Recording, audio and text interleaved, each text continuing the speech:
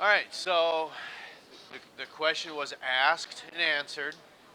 If you wanted this recorded, the answer was yes. So, do we remember? This is a while back. This is one big unit. All right, going all the way back to chapter 5. Do we remember what that was? Just take a guess. That's too far back. That's chapter 4. We're just wrap that up. In other words, you had experienced a similar nature of this in the hallway walking down here. In what did you notice in that hallway?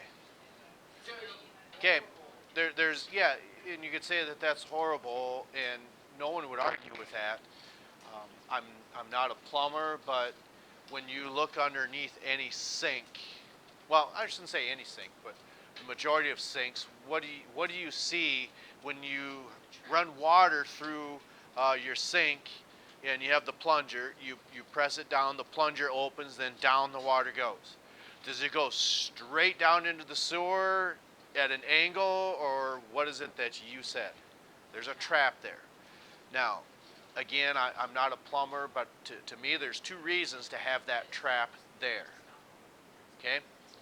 So, what's probably the major or primary reason to have a trap? Why have a trap underneath your sink?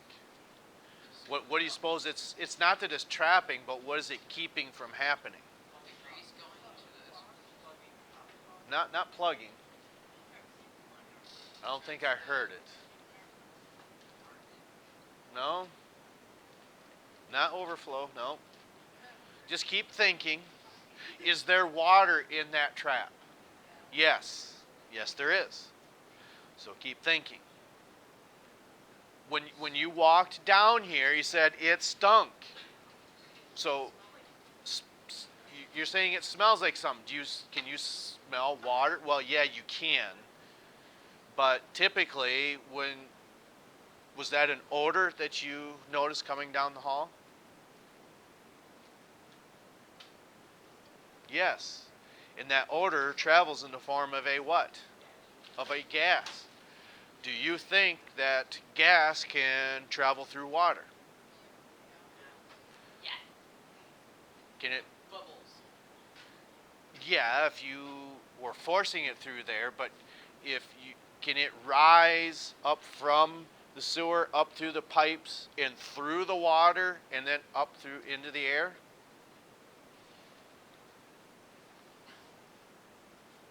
So who's shaking their head no? Just two? I thought you said no. Just one? You just shaking your head no? Well, you're correct. Right. Okay. So, all right. Good job. So that's probably the primary reason for having a trap. What's probably the secondary, not quite as important one? It's something that you might not even think of. But typically, when you have that drain at the bottom of your sink, typically there might be a little grate over the top, like in the bathrooms here. But typically at home, you have that plunger there, and then underneath that plunger, it looks probably like this, and that's just to probably occupy some space. But should something like maybe working on earrings or something, all of a sudden, ding, ding, ding, ding, ding, ding, ding, ding, ding, shoot, down in the drain it went. Does that mean that it's gone? No, you just got to open up the trap, and then there it is. So I'm guessing what has happened is a drain has dried up. So then you smell that gas coming down the hallway. So when it goes from one area of high concentration, wherever that is, to into the hallway where it's lower concentrated, what type of process is that? That's diffusion, where it's moving from area of high concentration to lower concentration. It doesn't necessarily have to be just, I almost said blood gas. Yeah, blood gases, what we have in our lungs. Oxygen and carbon dioxide can diffuse in and out very easily. Just like that gas can travel through the air, it diffuses from an area of high concentration to lower concentration. So that was chapter 5.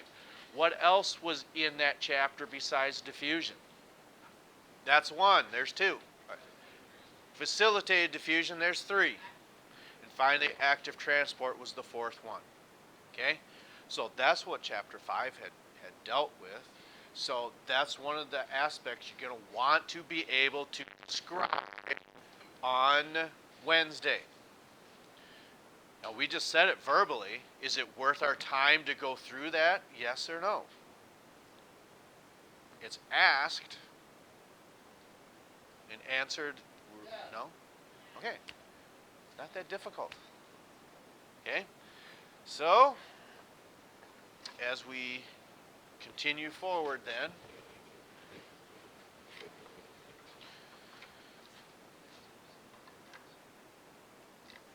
so perhaps something like, what are the 4 movements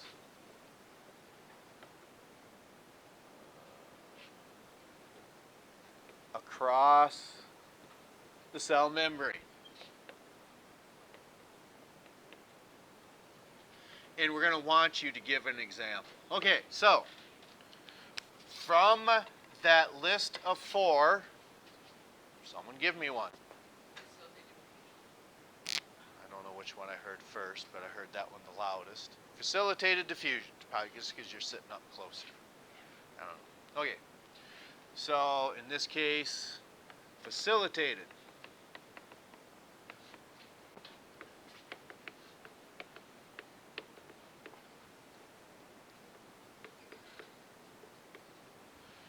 What happens in facilitated diffusion?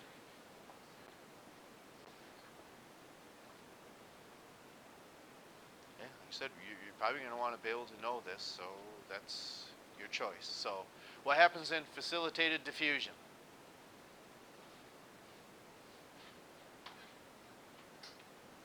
Man, it was a long time ago. Does it require energy? Let me ask you that. No, it does not. So, what does that tell you about movement? It goes from what to what? From high to low.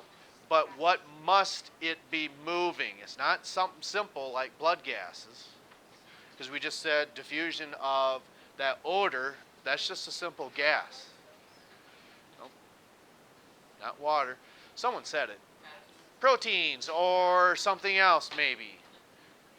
It can, but that can move across too easily because it's already composed of fats. So proteins, carbohydrates, okay? Facilitated diffusion occurs when, we'll just say proteins or carbohydrates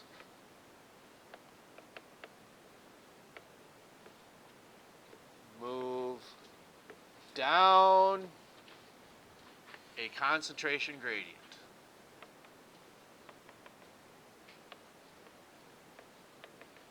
So what does that mean if it's moving down a gradient? How much energy does that require? 0. None. 0. That's correct. So there's one movement. What's the second type? Okay? So when we refer to that of osmosis, that must mean perhaps what? Osmosis, we don't say osmosis diffusion, is movement of what? Movement of water molecules. Okay? Down a what? What type of gradient? Down a concentration gradient.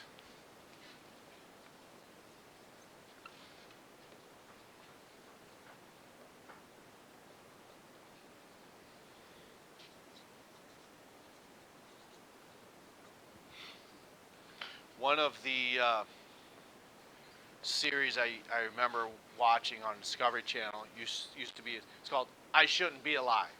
Okay? So obviously what it entails is some stories of people who have survived something or some sort of ordeal that perhaps they think maybe they should not have survived. And one of the episodes dealt with some people who were shipwrecked because their boat had sank because of a storm, maybe mechanical failure. I can't remember what it was for sure. But do you remember I was picking on you ladies over here? I said, look to your right, for instance, like in 1 year. The prom dates are already getting lined up. Looking to your right. Okay? So, what we had said, okay, listen up, people. People. Okay? One of the things that we had said, and I'll bet this phrase it'll jar your memory. We said water, water all around. Is the ocean. Right. So you have all this water, water all around, but there's not a drop to drink. Okay? But just think if you're in this scenario, okay? You're on this little raft for maybe 4, 5, 7, 10, I don't know how many days it was. And if that sun is shining and just baking you, and you don't have any water, and you're just looking at, look, we're floating in water. At some point, everyone's going to have their breaking point. Okay? So, according to this episode, finally one person, they just maybe had a little cup of some sort, or maybe just their hands, and they just started drinking and drinking and drinking. Who's been to any or west coast and into the ocean? Anybody? Maybe just out of curiosity, you maybe took a drink of that, or even just by accident. How many of you have swallowed ocean water? What was your impression of that? Yeah, it's not good. Why? Okay, now let me continue. Just let me help you. If you don't want my help, that's fine. We'll just stop. You either want it or you don't. Okay? So if you drink that water, you say it's so salty, which it is. And just think it's only 3% salt in there. Just think it was a lot higher. But look at how much water is in the ocean. So 3%, that's actually still quite a bit of salt, even for that much water on the earth. But what happens is it's going to create what we call a hypertonic solution going through your blood. Okay? Because you're saying you're drinking and it tastes salty. Well, if you're the amount of salt is high, okay, outside your cells, okay, and then I said that backwards, hypotonic solution. So there's going to be more salt inside, but it's going to cause the water to come out to bring that back down, to where all of a sudden the cells inside of your body start to shrivel up, and they die because they just can't support themselves because too much water has been pulled out to try to equalize that. So what happens is a lot of hallucinating takes place first, and for anyone who's ever seen the Minions movie, is that anybody in here? Aren't they out at sea or something, and there's 3 minions in there? Look at the other one, they look like bananas. So that's what a person would possibly typically do, start hallucinating and doing things just like that. So I think what they eventually do is this person dies from an infection and just throw them over the top, and sharks eat them. What's that? Could be. Anyway, so osmosis is movement of water molecules down a concentration gradient. Okay, so there's 2. What's the third one now? Okay, and we can make it simpler by just saying simple diffusion.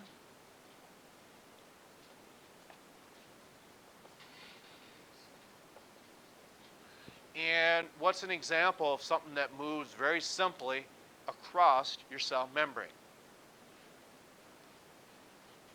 Someone, not fats. No, no.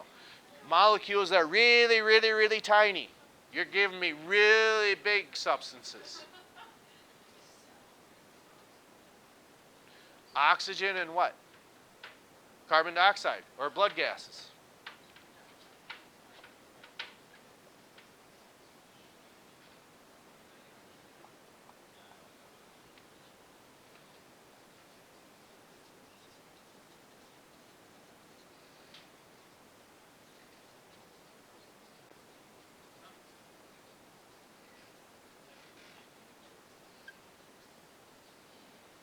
Down a concentration gradient.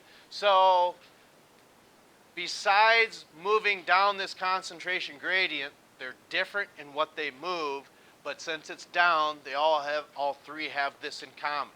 How much energy does it require? None. Because that's different than that fourth one, because the fourth example is what? Active transport.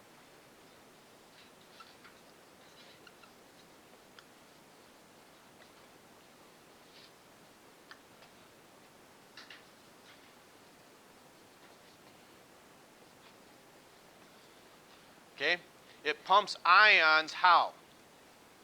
If it requires energy, it must pump it how?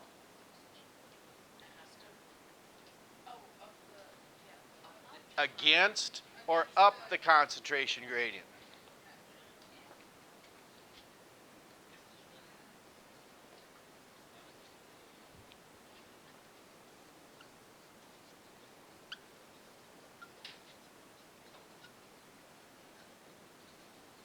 So what makes that unique? So since it's pumping up the gradient, it needs what?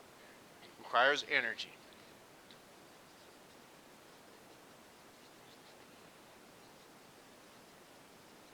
The reason I like leaving it off with this, that energy is in the form of what? Three letters. ATP, which would bring us into our next step, which was the light reactions and the Calvin cycle or the dark reactions. We wrote that down on Friday. Well, some of you chose to. Maybe all of you did. I don't know. So, what is the, don't say light, because the dark reactions can actually take place during the day. What is the major difference between the light reactions and the dark reactions? They both produce energy in the form of ATP, but it's how they do it. So, for instance, in the light reactions, as sunlight comes down in the leaves, what's going to happen to water? It doesn't evaporate. It splits. And when that happens, okay, hydrogen is going to be pushed down something. 3 letters long, abbreviations. ETC, which is the what? Hydrogen gets pushed along the electron transport chain. And then finally, what is the end result? What is produced? ATP. Those are the major things you're going to want to know. Sunlight is absorbed in the leaves. Water molecule is split. Now, some of you might be thinking, I don't know what we're talking about.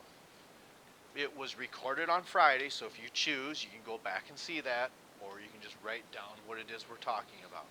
Okay, so those were the light reactions. How's that different than the dark reactions? You want to say something that's opening and closing. What is that? The stoma opens. What's that allowing to come in? Water can then come in through that structure. Not water. Well, it can, but carbon dioxide. Then that carbon dioxide, along with the water, the end result, you're producing what? ATP. Okay? So tomorrow, we're going to go over your chapter 7. We'll have Mr. Hoth go through what it is we want you to know about these two processes, okay? And what was kind of neat about watching football yesterday was we kind of talked about this in class, the idea that chances are towards the end of a game, you can tell when your opponent's probably getting to be a little gassed. What does that mean by a little gassed? Tired. They're probably pretty tired. So, chances are, we said even to you individuals, you're breathing oxygen as fast as you can. But if you are breathing that heavily, are you producing energy aerobically or anaerobically? Probably anaerobically. So why would we say anaerobically? Yes, because one of the things that you'll go over tomorrow, okay, can I erase this? Okay, so tomorrow it'll probably look something like this, because at least I'm trying to put two and two together here. Because we've talked about this. I think this is probably something similar to what you had wrote down. And again, Mr. Holt will go through this with you. The idea of, for instance, if we have one glucose or a sugar molecule, okay, once that gets broke down, okay, let's say there's a lack or no oxygen. That's telling you what process this is already. What type of respiration? Anaerobic, okay?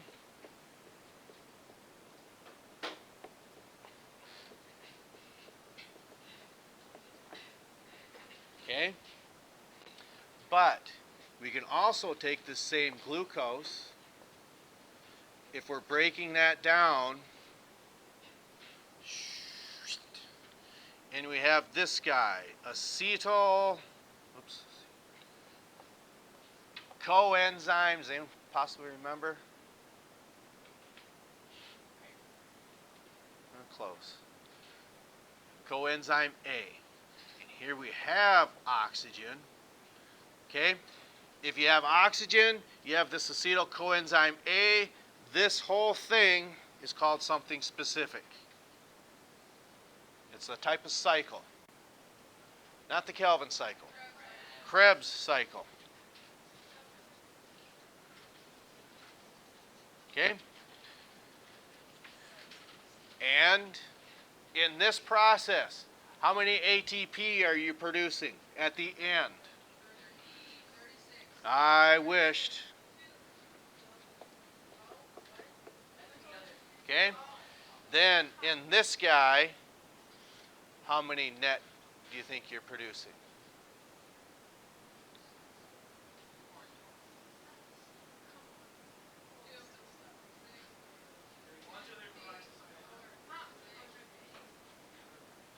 Okay?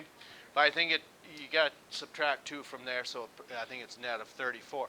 But just think, all of the energy you're producing, if you're in shape like you gentlemen are, yes, it could be a test on Friday because you're going to meet up with a team that's just as good, just as fast, just as athletic as you guys. Would you agree or disagree with that statement? And it's a statement. It doesn't mean you have to agree with it, and it might not even be true. But up to this point, what is your record?